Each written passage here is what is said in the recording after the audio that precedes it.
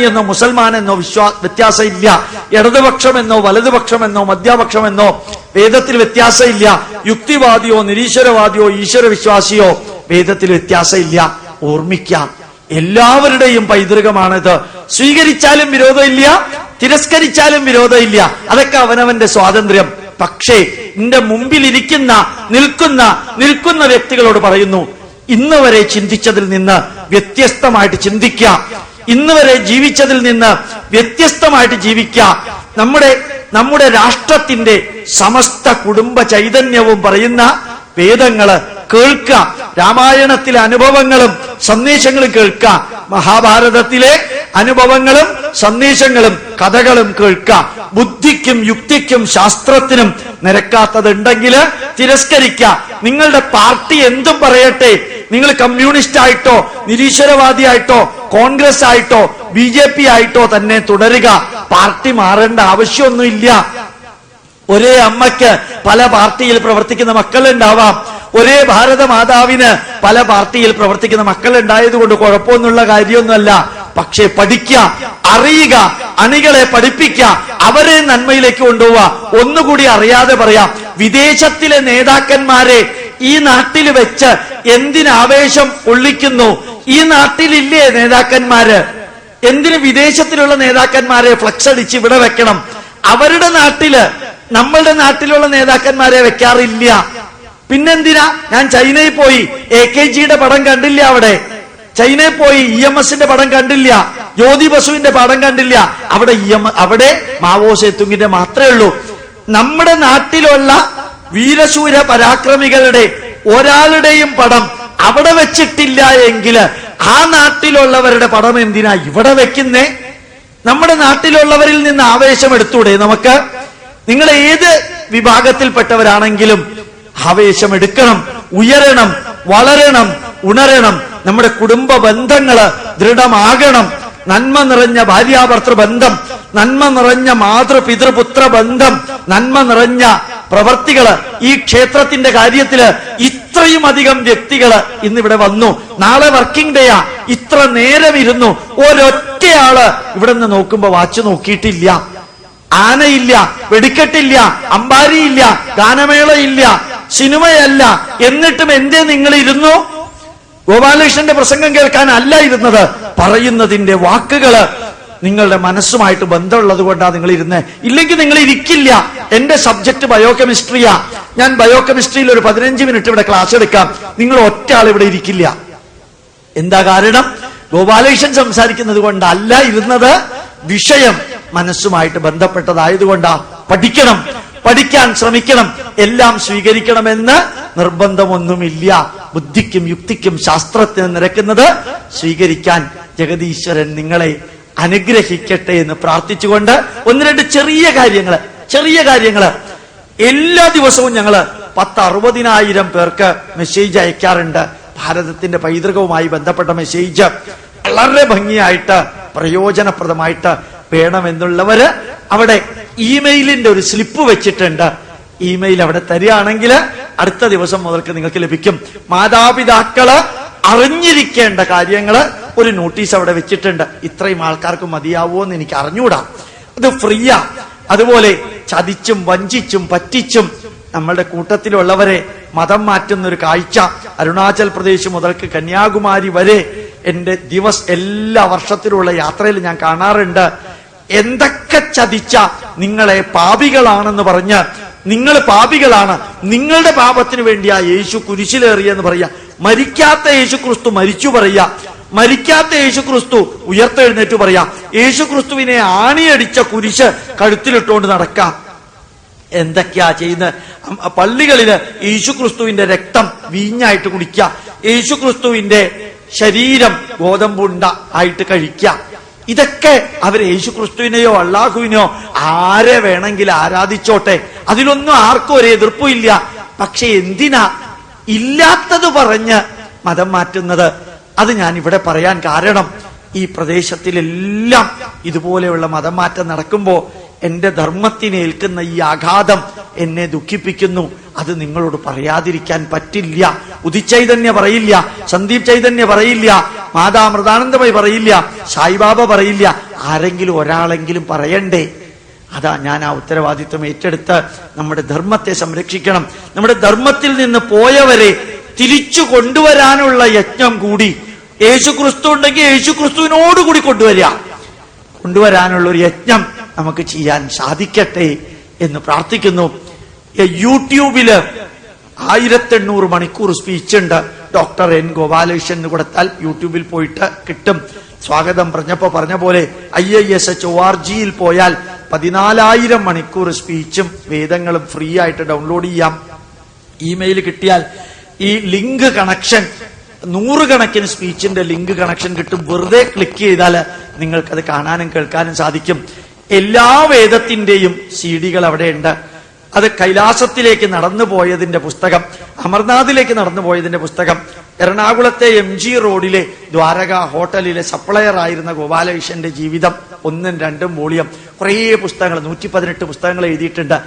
ഈ mobile ഫോണിലിട്ട് കേൾക്കാവുന്ന memory card എല്ലാ വേദവും പെൻഡ്രൈവിലുണ്ട്. ഇതൊന്നും നിങ്ങൾ വാങ്ങിക്കണമെന്ന് ഒരു നിർബന്ധമില്ല. വാങ്ങിക്കുകയാണെങ്കിൽ പരമാവധി കോപ്പിയെടുത്ത് ഈ പ്രദേശത്തുള്ള എല്ലാവർക്കും വിതരണം ചെയ്യണമേ എന്ന് അഭ്യർത്ഥിക്കുന്നു. അങ്ങനെ ഒരു അഭ്യർത്ഥന മാത്രം ശ്രീരാമക്ഷേത്രത്തിലെ തിരുമേനിമാരോടും ഭക്തന്മാരോടും എനിക്ക് പറയുന്നത്, ആ വേദങ്ങൾ കോപ്പിയെടുത്ത് ഈ അത്യുജ്വലമായ വേദാർച്ചന നടക്കുന്ന, വളരെ വിരളമായിട്ട് മാത്രം വേദാർച്ചന നടക്കുക, അത് കേൾക്കാൻ സൗകര്യപ്രദമായിട്ടുള്ള കസേരയും ഇട്ട് കൊടുത്തിട്ടുണ്ട്. എനിക്ക് ഭയങ്കര ഇഷ്ടപ്പെട്ടു. അമ്പലത്തിനകത്ത് വന്നപ്പോ ചിലപ്പോ ഞാൻ പറയാറുണ്ട്, നിങ്ങൾ ശബരിമലയിലേക്ക് പോകണം, ചോറ്റാനിക്കരയിലേക്ക് പോകണം, 20 രൂപയിൽ കൂടുതൽ ഭണ്ഡാരത്തിലിടണ്ട, 20 രൂപ ഇട്ടാ മതി. എന്താ കാരണം? നിങ്ങൾ ഭക്തി പുരസ്സരം സമർപ്പിക്കുന്ന ആ പൈസ ഉപയോഗിച്ച അവിടത്തെ ദേവസ്വം ബോർഡ് അംഗങ്ങള് AC കാറിലും 5 സ്റ്റാർ ഹോട്ടലിലും താമസിക്കുന്നത്. നിങ്ങളുടെ വഴിപാട് ഉപയോഗിച്ച് അവരങ്ങനെ സുഖിക്കണ്ട. ഇതുമാതിരിയുള്ള ക്ഷേത്രങ്ങള്, ഈ പ്രദേശത്തുള്ള ക്ഷേത്രങ്ങളില് നിങ്ങളുടെ വഴിപാടുകൾ കൊടുക്കുക. അവിടെ പോയാൽ 1 ടിൻ അരവണ വാങ്ങിക്കാം, 3 ചുറ്റിയ കൊണ്ട് അടിച്ച് കഴിക്കുന്ന അപ്പം വാങ്ങിക്കാം, ബാക്കി പായസം ഇവിടെ വഴിപാടിന് കൊടുക്കാം. അന്നത്തെ പായസം ഇവിടെ കിട്ടും, അന്നത്തെ അപ്പം ഇവിടെ കിട്ടും. നമ്മൾ പലരും പറയാറുണ്ട്, ഗവൺമെന്റ് ഹിന്ദുക്കളുടെ പൈസ കൈയിട്ട് വാരുന്നു എന്ന്. ഞാൻ ചോദിക്കാറുണ്ട്, നമ്മൾ ഇട്ടു കൊടുക്കുന്നത് കൊണ്ടല്ലേ അവർ കൈയിട്ട് വാരുന്നത്? നമ്മൾ എന്തിനാ ഇട്ട് കൊടുക്കാൻ പോയത്? ഇവിടെ കോതമംഗലത്ത് ഒരു അമ്പലത്തിൽ കൈയിട്ട് വാരിയത് ആരോ കയ്യോടെ ഫോട്ടോ എടുത്തു. പത്രത്തിൽ ഈശ്വരാനുഗ്രഹം കൊണ്ട് ഉണ്ടായിരുന്നു, ദൈവാനുഗ്രഹം കൊണ്ട് ഇപ്പോഴും അയാൾ തുടരുന്നുണ്ട്. അപ്പോ നമ്മൾ ഈ തിന്മ ചെയ്യാൻ നമ്മൾ എന്തിനാ നിന്നു കൊടുക്കണ്ട, അവിടെ കൊണ്ടുപോയിട്ട് പൈസ ഇടണ്ട. ഇതുമാതിരി എന്ത് ശാന്തസുന്ദരായിട്ടുള്ള അമ്പല, ആഡംബരങ്ങളില്ല, ആവശ്യങ്ങളുണ്ട്. ഇന്ന് 5 ദിവസമായിട്ട് കഞ്ഞിയും പുഴുക്കുവാണെന്നാ പറഞ്ഞത്. അത് കേട്ടപ്പോ തന്നെ എനിക്ക് സുഖായി, സന്തോഷായി.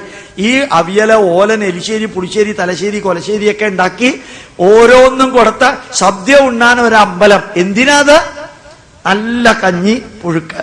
അത് അമ്പലത്തിന്റെ കാര്യത്തിന് വരുന്നവർക്ക് കൊടുക്കാനും സാധിക്കണം. അതാ കൊടുക്കുന്നതെന്ന് എന്നോട് അമ്പലക്കാര് പറഞ്ഞപ്പോ എനിക്ക് വലിയ സന്തോഷായി. ഈ വെടിക്കെട്ട് നിർത്തണം, ആനയെ കൊണ്ടുവരുന്നത് നിർത്തണം. ആ പൈസയൊക്കെ ഉണ്ടെങ്കിൽ ഒരു ചെറിയ സ്കൂള് തുടങ്ങാം. അത് മതി. അമ്പലത്തിൽ ആനയും വെടിക്കെട്ടും കാണാൻ ആൾക്കാർ വരുന്നതെങ്കിൽ ഇവിടെ ആനയും വെടിക്കെട്ടും ഇപ്പൊ ഇല്ലല്ലോ. നിങ്ങളൊക്കെ ഇപ്പൊ ഇവിടെ ഇരിക്കണില്ലേ? ആനയെ കാണാനാ നിങ്ങൾ വന്നത്? വെടിക്കെട്ട് കാണാനാ വന്നത്? ഒന്നുമല്ല. അപ്പൊ നമുക്ക് തികച്ചും പുനർവിചിന്തനം നടത്തണം. ഈ അമ്പലത്തിൽ അന്നദാനം കൊടുക്കുമ്പോ 100 പാക്കറ്റ് ചോറ് തൊട്ടടുത്തുള്ള ഗവൺമെന്റ് ഹോസ്പിറ്റലിലെ പാവങ്ങൾക്ക് എത്തിക്കണം. നമുക്ക് സ്വർണ്ണക്കൊടിമരം ഒന്നും വേണ്ട. നമുക്ക് മാസത്തിൽ ഒരിക്കൽ ഇവിടെ മെഡിക്കൽ ക്യാമ്പ് നടത്തണം. ഇവിടെ നിന്ന് പാവങ്ങൾക്ക് കുറെ സൗകര്യങ്ങൾ ചെയ്തു കൊടുക്കണം. നല്ല കാര്യങ്ങൾ ഇവിടെ നിന്ന് ചെയ്യണം. ക്ഷേത്ര കലകള്, ക്ഷേത്രവാദ്യങ്ങള്, ക്ഷേത്ര സാഹിത്യങ്ങള്, ക്ഷേത്രത്തിൻ്റെതായിട്ടുള്ള രൂപങ്ങള് എല്ലാം ഇവിടെ ഉണ്ടാവണം. ഈ പ്രദേശത്ത് എല്ലാവർക്കും നന്മ വരുത്തുന്ന ഒരു ക്ഷേത്രമാക്കി ഇതിനെ മാറ്റണം.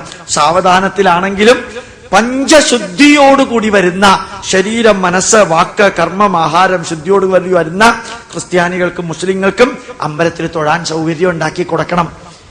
എല്ലാവർക്കും, എല്ലാ പാർട്ടിയിലുള്ളവരും ഇവിടുത്തെ കമ്മിറ്റിയിൽ ഉണ്ടാവണം. ഇതൊക്കെ എന്റെ ആഗ്രഹാട്ടോ. സാധിക്കുമെങ്കിൽ നന്നായി. ഞാൻ എല്ലായിടത്തും പറയാറുണ്ട്, പല സ്ഥലത്തും മാറ്റമുണ്ട്, അതുകൊണ്ട് സന്തോഷം ഉണ്ടാവാറുണ്ട്. വെടിക്കെട്ട് ഒഴിവാക്കുക. അന്തരീക്ഷത്തെ മലിനീകരിക്കുന്ന വെടിക്കെട്ട്. 1001 നാളികേരം ഗണപതി ഹോമം വേസ്റ്റാ. 8 നാളികേരത്തിന്റെ ഗണപതി ഹോമം മതി. ബാക്കി എന്തിനാ തീയിലിട്ട് കത്തിച്ച് കളയുന്നത്? അങ്ങനെ നമ്മൾ ചിന്തിക്കണം.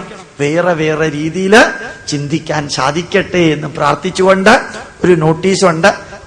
നിർത്തണമെന്ന് വാണിംഗ് ആണോ എന്ന് അറിഞ്ഞൂടാ.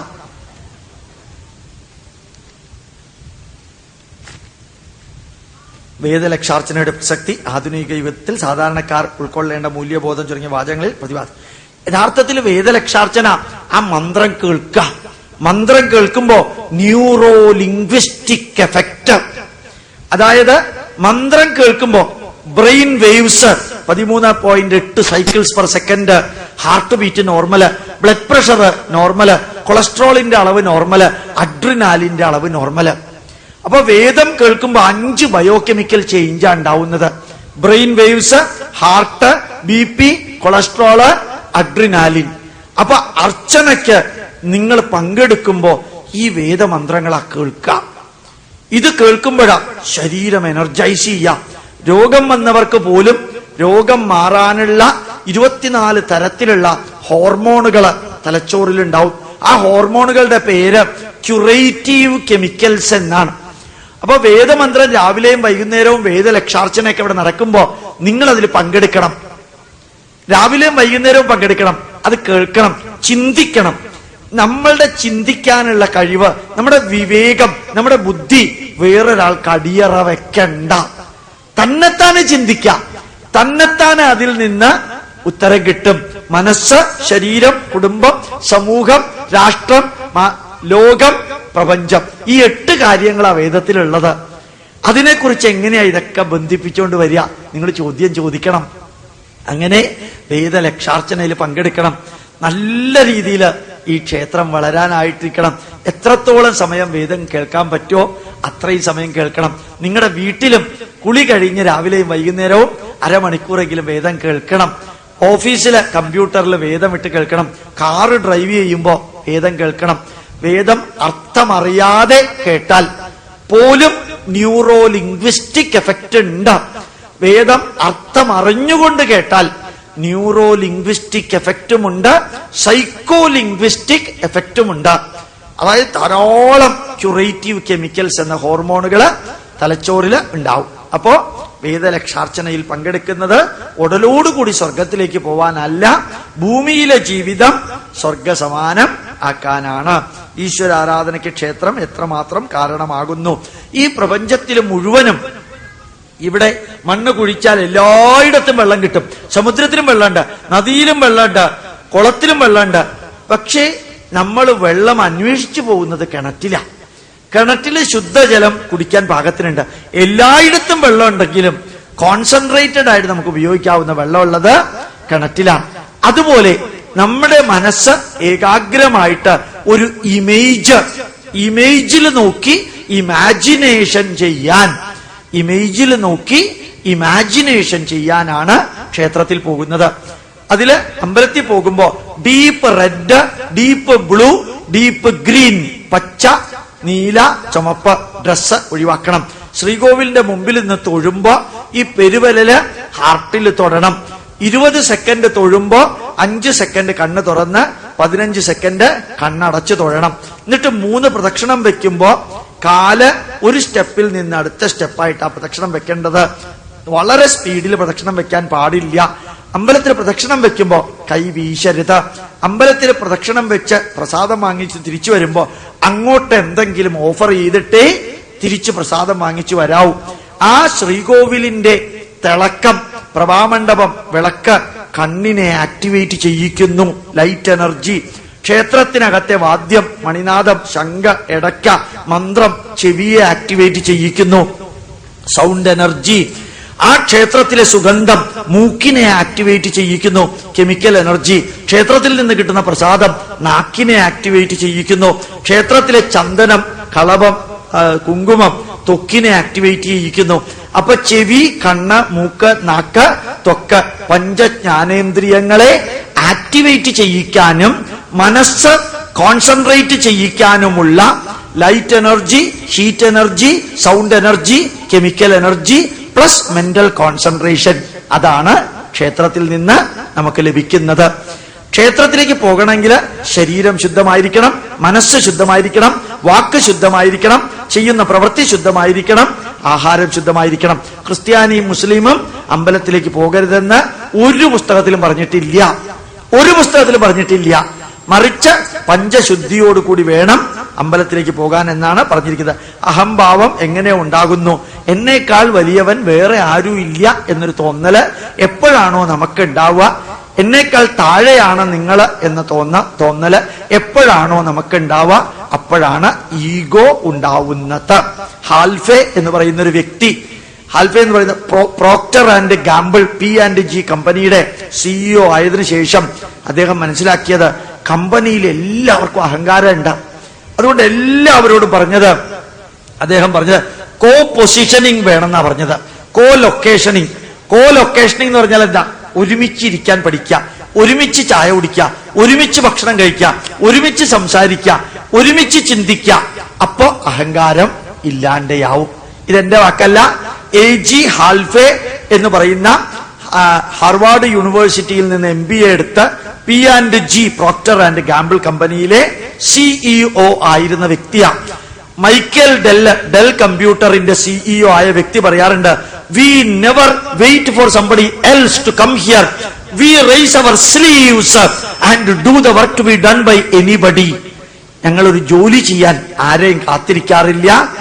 ആരാണോ അവിടെ ഉള്ളത് കയ്യിന്റെ ഫുൾ സ്ലീവ് ഷർട്ട് അകത്തേക്ക് വലിച്ച് ആ ജോലി ചെയ്യും. ഞങ്ങൾ പൊന്നാട ഇടേണ്ടത് നിങ്ങൾക്കാണോ പൊന്നാട ഇടേണ്ടത്? അവരൊന്നും മിണ്ടിയില്ല. കാരണം അവർ മാസങ്ങളായി വർക്ക് ചെയ്യണേ, അവർക്കല്ലേ പൊന്നാട ഇടേണ്ടത്. ഞാൻ 1.25 മണിക്കൂർ ഇവിടെ വന്ന് കഞ്ഞിയും കുടിച്ചു പോകാൻ പോണ ആളാ. അപ്പൊ എനിക്കല്ല.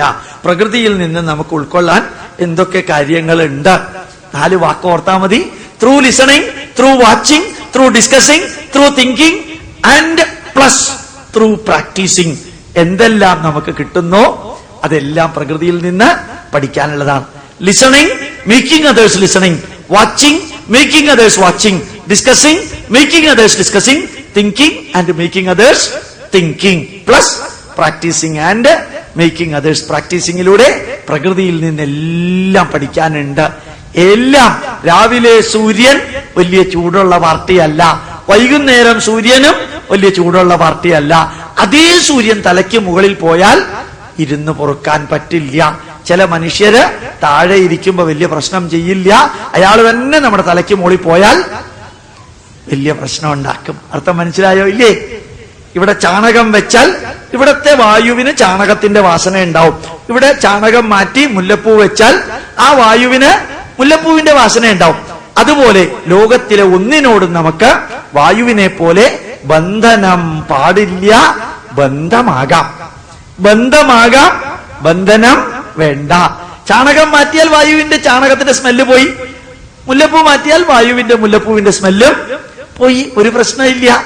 ഇതൊക്കെ വായുവിൽ നിന്ന് പഠിക്കാൻ നമുക്ക് സാധിക്കും. ഒരു പാമ്പ് പ്രകൃതിയിൽ നിന്ന് ഒരു പാമ്പ് ഇര വിഴുങ്ങിക്കഴിഞ്ഞാൽ പിന്നെ 10-25 ദിവസത്തേക്ക് അതൊന്നും തിന്നില്ല. മനുഷ്യനാണ് ബ്രേക്ക്ഫാസ്റ്റ് 10 മണിക്ക് ഉഴുന്നുവട, 12 മണിക്ക് ചോറ്, 4 മണിക്ക് പരിപ്പുവട, വൈകുന്നേരം പിന്നെയും ചോറ്, അടുത്ത ദിവസം എഴുന്നേക്കുന്നത് തന്നെ ബ്രേക്ക്ഫാസ്റ്റിന് വേണ്ടിയിട്ടാ. എത്ര തിന്നാലും തീരില്ല. അപ്പൊ തിന്നാൻ വേണ്ടിയല്ല മനുഷ്യൻ ജീവിക്കേണ്ടത്, പ്രവർത്തിക്കാൻ വേണ്ടിയാണ് ജീവിക്കേണ്ടത്. ചന്ദ്രൻ വെളുത്ത വാവ് കറുത്ത വാവുണ്ട്. അത് ചന്ദ്രന്റെ കുഴപ്പമല്ല, നല്ല മനുഷ്യർക്കും ചിലപ്പോ പ്രശ്നങ്ങൾ ഉണ്ടാവും. ഏറ്റവും നല്ല മനുഷ്യന് പോലും ചിലപ്പോ പ്രശ്നങ്ങൾ ഉണ്ടാവും എന്ന് ചന്ദ്രനിൽ നിന്ന് പഠിക്കുക. കുറെ കാര്യമുണ്ട്. ഒരു കണ്ണി മാങ്ങ 10 ദിവസം കഴിയുമ്പോൾ വലിയ മാങ്ങയായി, 10 ദിവസവും കൂടി കഴിയുമ്പോൾ അതിനേക്കാളും വലിയ മാങ്ങയായി, 10 ദിവസം കഴിയുമ്പോൾ അത് താഴെ വീഴും. അതുപോലെ ഞാനും നിങ്ങളും ചെറിയ മനുഷ്യരായിരുന്നു. കുറച്ച് കഴിയുമ്പോൾ വലുതാവും, കുറെ കൂടി വലുതാവും, കുറച്ച് കഴിഞ്ഞാൽ ഒന്നില്ലെങ്കിൽ ചത്തുപോവും, അല്ലെങ്കിൽ മരിച്ചു പോവും. അപ്പൊ ഇതൊക്കെ പ്രകൃതിയിൽ നിന്ന് നമുക്ക് പഠിക്കാനുള്ളതാണ്. അഥർവവേദം എന്തുകൊണ്ടാണ് ഒഴിവാക്കപ്പെടുന്നത്? ആരോ പറഞ്ഞു ഒഴിവാക്കണമെന്ന്. ഇവിടെ കേരളീയർക്ക് അങ്ങനെ ഒരു പ്രത്യേകത ഉണ്ട്. ആര്യന്മാര് വന്നു. എപ്പോഴാ വന്നേ? എന്തിനാ അവര് വന്നത്? അതും അറിഞ്ഞൂടാ. പിന്നെ വന്നു എന്നാരാ പറഞ്ഞത്? അതും അറിഞ്ഞൂടാ. അതിങ്ങനെ പഠിപ്പിക്കാം. മുസ്ലിം ലീഗുകാർ മന്ത്രി ആയിരിക്കുന്നിടത്തോളം അത് പഠിപ്പിക്കാണ്ടിരിക്കില്ല. അപ്പൊ ഇതിങ്ങനെ പഠിപ്പിക്കാം. എന്നിട്ട് സ്ത്രീകൾക്ക് ഇന്ത്യയിൽ സ്വാതന്ത്ര്യം ഇല്ല. ആരാ പറഞ്ഞത്? മനുസ്മൃതി പറഞ്ഞു. മനുസ്മൃതി താൻ വായിച്ചിട്ടുണ്ടോ? ഇല്ല. അപ്പൊ അവനവന് തോന്നിയത് അങ്ങ് പറയാം. Your ignorance is my bliss. അർത്ഥം മനസ്സിലായോ? നിങ്ങളുടെ അറിവില്ലായ്മ എനിക്കൊരു അനുഗ്രഹ. എന്തു വേണമെങ്കിലും വിളിച്ചു പറയാം. അങ്ങനെ ചിലർ വിളിച്ചു പറഞ്ഞതാണ് അഥർവവേദം മറ്റു വേദത്തെ പോലെ അല്ല എന്ന് ആരോ വിളിച്ചു പറഞ്ഞു. നമ്മൾ അത് ഏറ്റു പറഞ്ഞു. ഹിന്ദു ധർമ്മത്തിനെതിരെ നിങ്ങൾ എന്തു വേണമെങ്കിലും പറഞ്ഞോളൂ, ഏറ്റെടുക്കാൻ ഇവിടെ ആൾക്കാർ ഇഷ്ടമാതിരി ഉണ്ടാവും. ഹിന്ദു ധർമ്മത്തിനെതിരെ എന്തു നിങ്ങൾ പറഞ്ഞാലും ഏറ്റെടുക്കാൻ ആൾക്കാരുണ്ടാവും. ക്രിസ്ത്യാനിക്കെതിരെ എന്ത് വേണമെങ്കിലും പറയാം, ഒരൊറ്റ ആളും മിണ്ടില്ല. മുസ്ലിമിനെതിരെ പറയാ, ഒരാളും മിണ്ടില്ല. കാരണം അവരുടെ വോട്ട് കിട്ടണം. ഹിന്ദുവിന്റെ വോട്ട് കിട്ടുമോ ഇല്ലയോ എന്ന് അറിഞ്ഞൂടാ. പല പാർട്ടിക്കാരും നിൽക്കുന്നത് ഹിന്ദുവിന്റെ വോട്ട് കൊണ്ട് മാത്രം. എന്നാലും അവർ ഹിന്ദുവിനെതിരെ ജീവിതത്തിൽ മുഴുവനും പ്രവർത്തിക്കുള്ളൂ. അതുകൊണ്ട് അഥർവവേദത്തിന് ഒരു കുഴപ്പമില്ല. ഞാൻ വായിച്ചിട്ടുള്ളതാ, എന്റെ വീട്ടിലുള്ളതാ. ഞാൻ വേണമെങ്കിൽ ഞാൻ മന്ത്രം ചൊല്ലി കേൾപ്പിക്കാം. ആപോഹിഷ്ടാമയോ ഭുവസ്ഥാന ഊർജേദാദന മഹേരണായ ചക്ഷസേയോവ ശിവതമോരസത്തസ്യ വാജയ തേഹന ഉഷതീരവമാദര തസ്മാത് അരംഗമാമവോ യസ്യ ക്ഷയായ ജിൻവദ ആപോജനയതാജന. ഈ തിരുമേനിമാരൊക്കെ വെള്ളത്തിൽ മുങ്ങി കുളിക്കുമ്പോ തളിക്കുന്നത് ഈ മന്ത്രം ചൊല്ലിയിട്ടാ. വെള്ളം തെളിക്കുന്നത് നിങ്ങൾ കണ്ടിട്ടുണ്ടാവും. എവിടെ കാണാനല്ലേ? ഇതിനൊക്കെ എന്താ നേരെ? ഞാൻ നമ്പൂരിമാര് കുളിക്കുന്നത് കാണണം എന്നല്ല പറഞ്ഞത്, വെള്ളം തെളിക്കുന്നത് കാണണമെന്നേ ഞാൻ ഉദ്ദേശിച്ചുള്ളൂ. അപ്പോ ആ വെള്ളം തെളിക്കുന്നത് ഈ മന്ത്രം ചൊല്ലിയിട്ടാണ്. അഥർവവേദത്തിലെ മന്ത്രം അത്. എത്ര മന്ത്രം അവിടെയുള്ള കൃമിനാശന മന്ത്രം, ജ്വരനാശന മന്ത്രം, കുഷ്ഠനിവാരണ മന്ത്രം, രോഗനാശന മന്ത്രം, ശത്രുനാശന മന്ത്രം, എന്തൊക്കെ നല്ല നല്ല മന്ത്രങ്ങളാ. അതൊന്നും കുഴപ്പമുള്ള മന്ത്രങ്ങളും അല്ല. അതുകൊണ്ട് ആരോ പറഞ്ഞു ഞാനത് വിശ്വസിക്കുന്നു എന്ന അവസ്ഥയിലാണ്. അതുകൊണ്ടാണ് ഞാൻ ഇടയ്ക്ക് പറഞ്ഞത്, നമ്മുടെ ബുദ്ധിയും യുക്തിയും ആർക്കും പണയം വെക്കരുത്. നിങ്ങൾ ഏത് രാഷ്ട്രീയ പാർട്ടിയിലുള്ളവരാണെങ്കിൽ ചിന്തിക്കുക, സ്വതന്ത്രമായിട്ട് ചിന്തിക്കുക, എന്നിട്ട് പ്രവർത്തിക്കുക. എന്തിനാ ഇവര് പറയുന്നത്? നമുക്ക് സ്വതന്ത്രമായി ചിന്തിക്കാനുള്ള അവകാശം ഭാരതത്തിനുണ്ടല്ലോ. പക്ഷെ ഏത് പാർട്ടിയിൽ വേണമെങ്കിൽ പ്രവർത്തിക്കുക, അത് വേണ്ടെന്നല്ല ഞാൻ പറഞ്ഞു. ചിന്തിക്കുന്ന സ്വതന്ത്രമായിട്ട് ചിന്തിക്കാൻ സാധിക്കട്ടെ എന്ന് പ്രാർത്ഥിക്കുന്നു. നല്ല 4 ചോദ്യമാണ്. സന്തോഷമുണ്ട്, സംതൃപ്തിയുണ്ട്. എന്താ എനിക്ക് പറയേണ്ടതെന്ന് അറിഞ്ഞൂടാ. ഒന്ന് മാത്രമേ എനിക്ക് പറയാൻ പറ്റുള്ളൂ. ഈ മോഹൻലാൽ തലപ്പാവ് കെട്ടിക്കൊണ്ട് അഹം എന്ന സിനിമയിൽ നടക്കുമ്പോ ഒരു പാട്ടുണ്ട്. നന്ദി ആരോട് ഞാൻ ചൊല്ലേണ്ടു, പാതിമെയ്യായ മാതാവിനോ പാതിമെയ്യായ പിതാവിനോ 10 മാസം ചുമന്നെന്നെ ഞാനാക്കി മാറ്റിയ ഗർഭപാത്രത്തിനോ ഈ പ്രഭാഷണം സംഘടിപ്പിച്ചവർക്കോ ഇത് കേൾക്കാൻ വന്നവർക്കോ നന്ദി ആരോട് ഞാൻ ചൊല്ലേണ്ടു അറിഞ്ഞൂടാ. എന്നാലും വാക്കുകൾ കൊണ്ട് വിവരിക്കാൻ സാധിക്കുന്നതിലപ്പുറത്തുള്ള സന്തോഷമുണ്ട്. ഈ ക്ഷേത്രം ഈ പ്രദേശം മുഴുവനും ഉൾക്കൊള്ളുന്ന ഒരു മഹത്തായ ക്ഷേത്രമായി മാറട്ടെ എന്ന് ഒരു ചെറിയ ഗോപാലകൃഷ്ണൻ പ്രാർത്ഥിക്കുന്നു. ഇത്രയും ജനങ്ങൾ ഇവിടെ വന്നു. ഇവിടുത്തെ തിരുമേനിമാര് ഈ പ്രദേശത്തുള്ള എല്ലാവർക്കും മാർഗനിർദ്ദേശം നൽകുന്നവരാവട്ടെ എന്ന് പ്രാർത്ഥിക്കുന്നു. പഴയ കാലം മാറി അവരുടെ അറിവ് അറിയാൻ ആഗ്രഹിക്കുന്നവർക്ക് എല്ലാവർക്കും കൊടുക്കുന്ന ഒരു ക്ഷേത്രമായി മാറട്ടെ എന്ന് നിറഞ്ഞ ഹൃദയത്തോടുകൂടി ഗോപാലകൃഷ്ണൻ പ്രാർത്ഥിക്കുന്നതോടൊപ്പം നിങ്ങൾക്ക് ഒരു വരി കൂടി, ആഗസ്റ്റ് മാസം 6-ാം തീയതി കർക്കടകത്തിലെ കർത്തവാവാണ്. നിർബന്ധമായും നിങ്ങൾ പിതൃകർമ്മം ചെയ്യണം. തൃശ്ശൂരിലുള്ളവര്, തൃശ്ശൂരിലേക്ക് വരാൻ സാധ്യതയുള്ളവര്, കേച്ചേരിക്കടുത്ത് ഇൻസ്റ്റിറ്റ്യൂട്ടിന്റെ ക്ഷേത്രമുണ്ട്. അവിടെ വന്നാൽ ഞാൻ തന്നെ വേദമന്ത്രം ചൊല്ലി പിതൃകർമ്മം നടത്തിക്കുന്നുണ്ടാവും. 17,000 പേര് വരാറുണ്ട് എല്ലാ വർഷവും. രാവിലെ 4:30 മണിക്ക് ആദ്യത്തെ ബാച്ച് തുടങ്ങും. അവസാനത്തെ ബാച്ച് 11:15. സാധിക്കുന്നവരെല്ലാം വരണം. ഒരിക്കലെങ്കിലും നിങ്ങൾ വരണം. അടുത്ത വർഷം മുതൽക്ക് പിതൃകർമ്മം ഈ അമ്പലത്തിൽ നടത്തണം. എല്ലാവരും നടത്തണം. നമ്മുടെ ആചാരങ്ങളിലെ നന്മകളിലേക്ക് നമുക്ക് തിരിച്ചു പോകണം. അനാചാരങ്ങൾ കളയണം, ദുരാചാരങ്ങൾ കളയണം, സദാചാരങ്ങൾ നിലനിർത്തണം. നിങ്ങൾക്ക് എന്താവശ്യമുണ്ടെങ്കിലും ഗോപാലകൃഷ്ണന്റെ അവസാനത്തെ ശ്വാസം വരെ ഉത്തരം തരാനും സഹായിക്കാനും ഏതെങ്കിലും സംശയം ഉണ്ടെങ്കിൽ പരിഹാരം കാണാനും ഉണ്ടാകുമെന്ന് പറഞ്ഞുകൊണ്ട് നിറഞ്ഞ ഹൃദയത്തോടുകൂടി ഗോപാലകൃഷ്ണൻ പ്രാർത്ഥിക്കുന്നു. ദീർഘ ആയുരാരോഗ്യ ഐശ്വര്യാണാം അഭിവൃദ്ധിരസ്തു, ഉത്തരോത്തരാഭിവൃദ്ധിരസ്തു ഇതി അഹം പ്രാർത്ഥയാമി. ദീർഘായുസ്സും ആരോഗ്യവും ഐശ്വര്യവും സമ്പൽ സമൃദ്ധിയും ജഗദീശ്വരൻ നിങ്ങൾക്കും നിങ്ങളുടെ കുടുംബങ്ങൾക്കും നൽകട്ടെ എന്ന് പ്രാർത്ഥിച്ചുകൊണ്ട് അക്ഷരാർത്ഥത്തിൽ നിറഞ്ഞ ഹൃദയത്തോടുകൂടി നിറഞ്ഞ മനസ്സോടുകൂടി ഗോപാലകൃഷ്ണന്റെ എന്റെ പ്രണാമം, പ്രണാമം, പ്രണാമം, നമസ്കാരം.